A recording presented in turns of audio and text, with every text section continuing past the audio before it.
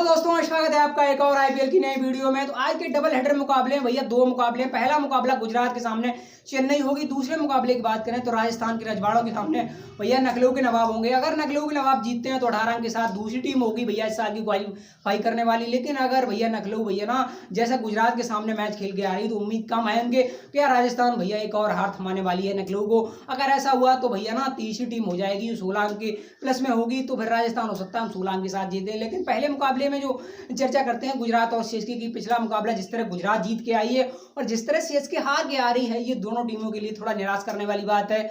देखिए, खासकर हम बात करें सीएसके सामने वाली टीम मुंबई की भैया ना, अगर हम बात करें 97 रन पर ऑल आउट होती है। उसके बाद मुंबई की अगर बात करें तो फिर 15वें ओवर में वो 103 रन बनाकर मुकाबला जीतते हैं, तो 2 अंक आपसे ले जाते हैं। उससे पहले जो एक आस थी आपकी कि किसी तरीके हम 14 अंक के साथ क्वालिफाई कर जाएं अगर हम तीनों मुकाबले जीतते हैं वहां से। उसके बाद अगर रन रेट भैया ना थोड़ा बेटर हो, खासकर अगर हम देखें पिछला मुकाबला जो डीसी के सामने आप 91 रन के एक बड़े अंतराल से जीत के आ रहे हैं, तो ये उम्मीद थी कि अगर 1-2 ऐसी बड़ी जीतें मिल गई तो हो सकता है आपका रन रेट बेटर हो जाए और 14 अंक के साथ कोई क्वालिफिकेशन सिनेरियो अगर बने तो वहां आप घुस सकें। लेकिन जो उम्मीद है वो मुंबई की भैया ना, मुंबई के सामने सीएसके की धरी रह गई।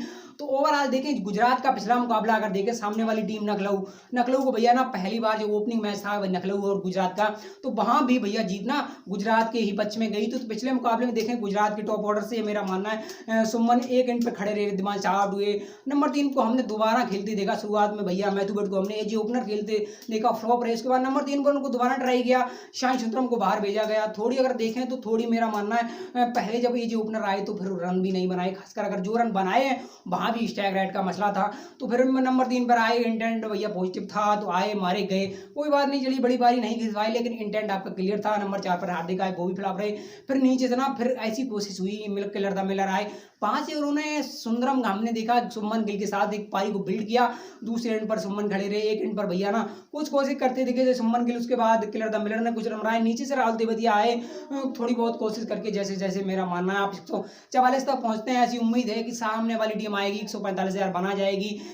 और इससे पहले बात करें गुजरात की, गुजरात पिछला मुकाबला करना नकलऊ के सामने उठाकर देखें, उससे पहले तो हार के आ रहे थे, तो ऐसी उम्मीद है कि यार 144 रन मेरा मानना है पर्याप्त नहीं होंगे गुजरात के लिए। लेकिन नकलऊ के लिए क्या सबसे बड़ा रही, डिकॉक आए जल्दबाजी में, वो चलते बने। उसके बाद मेरा मानना अगर आप देखें गलत शॉट के राहुल का, उसके बाद एक हमने आते जाता, एक हमने नकलऊ के लिए ना आते देखा, दूसरा जाते देखा, एक आया दूसरा गया, एक आया दूसरे गया, तो जैसे तैसे भैया आप 82 रन पर पहुंचते हैं और गुजरात वहां देखता है 62 रन से जीतता है। देखिए 144 सामने वाली टीम बनाती है, फिर भी 144 बनाने वाली जो टीम है भैया 62 रन से जीतते हैं, तो वहां फिर क्वालिफाई कर जाती है गुजरात। नकलऊ आज का जो मैच है वो शाम को खेल रही है राजस्थान के सामने, क्या होता है उस मैच पर। लेकिन गुजरात क्या कर सकती थी, गुजरात तो आराम से भैया बैठी है, उसे पता है हम तो क्वालिफाई कर ही चुके हैं। लेकिन गुजरात एक काम कर सकती है टूर्नामेंट में, वो है आज का मैच जीतना। अगर आज का मैच जीतते हैं तो फिर अगर मेरा मानना 18 अंक के साथ तो वह है 20 अंक के साथ चले जाएंगे। लेकिन उससे इंटरेस्टिंग बात है गुजरात के लिए, अगर वो आरसीबी को रोक देते हैं, जो बीच की टीमें हैं, खासकर हम पंजाब की बात करें या हम बात करें मेरा मानना है देखिए डीसी की, क्योंकि डीसी और जो पंजाब का मैच है वो भैया 16 अंक तक ना एक टीम को रोक देगा। क्योंकि दिल्ली और जो मेरा मानना है कि दोनों टीमें 12-12 अंक के साथ हैं, दिल्ली और पंजाब।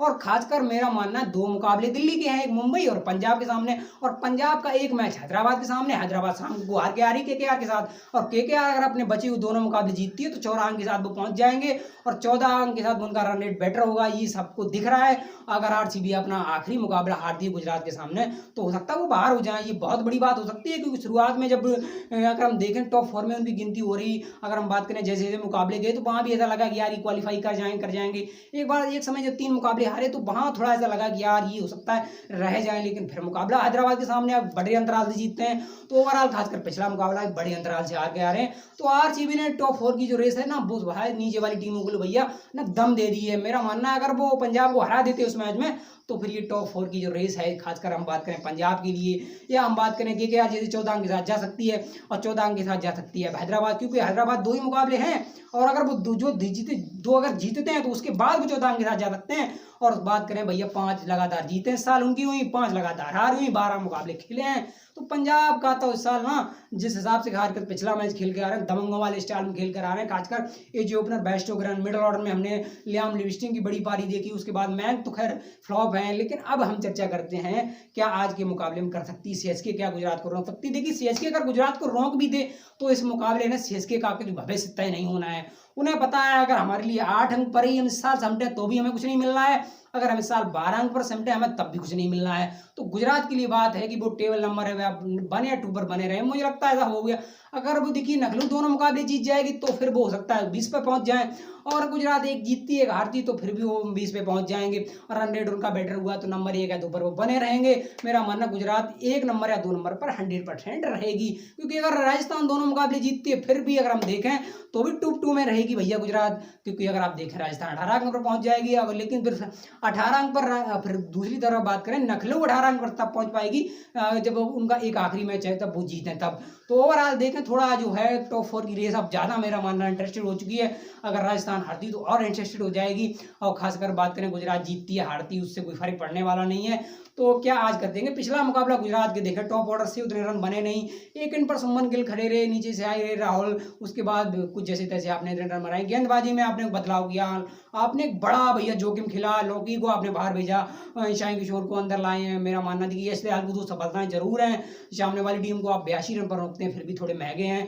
ईशान किशोर की बात करें चलिए ठीक है, बाकी ने थोड़ी ठीक गेंदबाजी की। मोहम्मद शमी की जो समस्या दिख रही थी कि ओपनिंग मैच आपका गुजरात के सामने ही था, गुजरात की बात कर रहे हैं नकलों के सामने, तो फिर दोबारा हमने गेंदबाजी करते देखी, और खासकर दोबारा पवेलियन देखा हमने केएल राहुल को भेजते हुए। मोहम्मद शमी की ये सफलता रही है, केएल राहुल को उन्होंने भैया पनपन नहीं दिया गुजरात के सामने।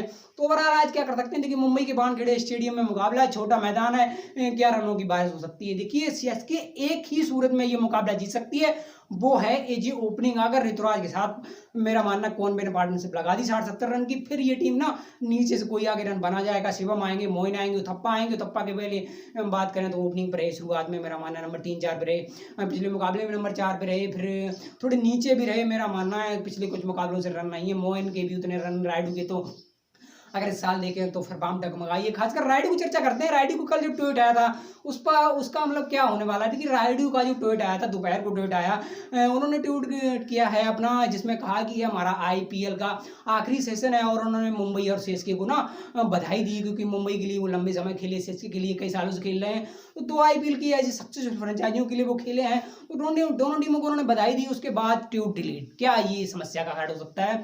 देखिए जिस तरह के ट्वीट डिलीट हुआ, मेरा मानना है क्या ये ट्वीट किसी दूसरे ने किया था। देखिए मेरा मानना है अगर वो राइडी ट्विटर हैंडल से अगर ट्वीट है तो फिर वो ट्वीट राइडी ने ही किया होगा, ऐसा तो है नहीं कि दूसरा कर जाएगा, चूहे की तरह आएगा बैग में घुसेगा और वो कपड़े फाड़ के चला जाएगा, और ट्वीट भैया राइडू ने ही किया। क्या ऐसा दबाव था कि ट्वीट डिलीट करवाया गया, इस पर चर्चा हो सकती है। उसके बाद हम बात करते हैं गेंदबाजी में। देखिए गेंदबाजी में आप मुकाबले हारे हैं या जीते बहुत ज़्यादा फर्क पड़ने वाले नहीं है, फिर भी अगर मेरा मानना 2 यंगस्टर आपने गेंदबाजी में बना दिए हैं। तीचड़ा को आपने लगातार खिलाया, मुकेश को पिछले कुछ मुकाबले से सिमरजीत भी खेल रहे हैं, तो खासकर मेरा मानना है आईपीएल में सिमरजीत आए हैं, मेरा मानना है अगर आप देखें वो थोड़ा ठीक कर रहे हैं, एक पहचान बनी है आईपीएल में, लोगों ने उनको जाना, खासकर एक हर खिलाड़ी का सपना होता है। लेकिन क्या अंडर 19 के साल के भैया हीरो राजवर्धन हंगेरकर को मौका मिल सकता है, एक सवाल रहेगा। मेरा मानना बिल्कुल आप खिलाइए, ऑलराउंडर खेलेंगे, गेंदबाजी भी थोड़ी डेप्थ देंगे, और भैया लंबे कद के हैं, मेरा मानना है थोड़ी एज को लेकर जो इन्होंने अपनी थोड़ी कंट्रीवर्सी शुरू में हुई थी कि शायद एज में जो है थोड़ा मसला आया था, ये थोड़ी खबर आई थी शुरुआत में जब आईपीएल शुरू हुआ था। तो कुल मिलाकर देखें क्या प्रशांत सोलंकी भी खेल सकते हैं, थोड़े बहुत बदलाव करने चाहिए गेंदबाजी में, आपको देखना चाहिए हमारे लिए अगला साल भैया कौन क्या कर सकता है, तो आप बदलाव थोड़ी बहुत करिए। गुजरात क्या करिए, गुजरात हो सकता है कोई बदलाव ना करे, वैसे ये जीतते हैं फिर भी बदलाव कर देते हैं, सामने साल देखा है। ओवरऑल देखें दोनों टीमों क्या कर सकती हैं। देखिए अगर हम सिर्फ भैया सीएसके के ओपनिंग पेयर को जब सीएमएस कप्तानी कर रहे हैं हटा दें तो सीएसके के लिए रन बाकी उन्हें बनाए नहीं बहुत ज़्यादा, तो फिर मेरा मानना दूसरी एंड से देखें पिछले मैच में शाह के रन नहीं, लेकिन उससे पहले रन हैं सुमन गिल के, हार्दिक के रन हैं, लेकिन चलिए हमने माना पिछले मैच में नहीं है।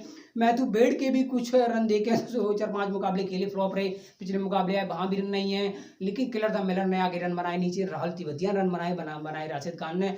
तो फिर बैटिंग ऑर्डर यूनिट आप उठाकर देखिए, राजस्थान के सामने ना सीएसके कमजोर नजर आती है भैया, मैं ना गुजरात के सामने सीएसके कमजोर आती है। सीएसके सिर्फ एक ही सूरत में जीत सकती है, वो है ओपनिंग पार्टनरशिप बेटर लग जाए, उसके बाद नीचे से रन बन जाते हैं इतने, जब ओपनिंग पार्टनरशिप लग जाती है आपका जो गिरे हुए कंधे ना खड़े हो जाते हैं, जब आपके ओपनर रन बनाते हैं आप देखते हैं कि यार मैं क्यों रन नहीं बना पा रहा, सामने वाले ओपनर तो बहुत बेटर खेल रहे हैं। तो गेंदबाजी में तो इतना सारा दमखम है नहीं है। और खास बात करें, उनके पास राशिद हैं, उनके पास क्या और लॉकी फर्गूसन की वापसी हो सकती है। शान किशोर आए वो भी बेटर कर रहे हैं, मोहम्मद शमी तो बेटर कर ही रहे हैं, अली जोसेफ हैं मेरा मानना वो भी ठीक कर रहे हैं। तो ओवरऑल देखें तो गेंदबाजी भी ठीक है मेरा मानना। हो सकता है हम तो 20 अंक के साथ देखें आज गुजरात को, ऐसा हो भी सकता है। वैसे क्या बदलाव कर सकती है इसके कोई बदलाव, उनको कुछ यंगस्टर खिलाने चाहिए मेरा ऐसा मानना है। और गुजरात की रही बदलाव की बात, गुजरात हो सकता है ये जीतने के बाद भी बदलाव कर देते हैं। तो मेरा मानना अगर करते हैं तो ठीक है, नहीं करते हैं फिर भी ठीक है। ये तो इस साल ना आराम से बैठे 18 अंक के साथ क्वालिफाई कर चुके हैं, इनके कोई टेंशन है नहीं मेरा मानना। हो सकता है 2 अंक आज ही और जीत कर लें, लेकिन ओपनिंग पेयर को तोड़ना होगा सीएसके की, ये सबसे बड़ी कामयाबी होगी। अगर गुजरात की ओपनिंग पेयर तोड़ दिया तो आपने भैया ना हो सकता है आधा मुकाबला जीत लिया।